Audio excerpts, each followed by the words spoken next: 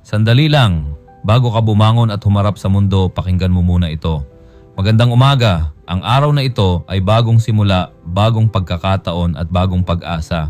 Kahit anong bigat ang dala mo kahapon, hindi mo na kailangang bitbitin ngayon. Huminga ka ng malalim.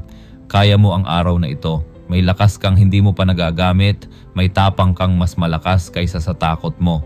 Hindi man madali ang buhay, pero tandaan mo, hindi ka nilikha para sumuko. Bawat hakbang mo ngayon ay may saysay, bawat pagsubok ay may aral, at bawat umaga ay paalala na may pag-asa pa. At sa pagtatapos, ito ang tandaan mo kaibigan, hindi ka nag-iisa. May Diyos na gumagabay, may layunin ang pagod mo, at may tagumpay na naghihintay sa iyo. Bumangon ka na may pananampalataya, magtrabaho ka na may pag-asa, at harapin ang araw na may tapang dahil ang pinakamagandang araw mo pwedeng magsimula ngayon.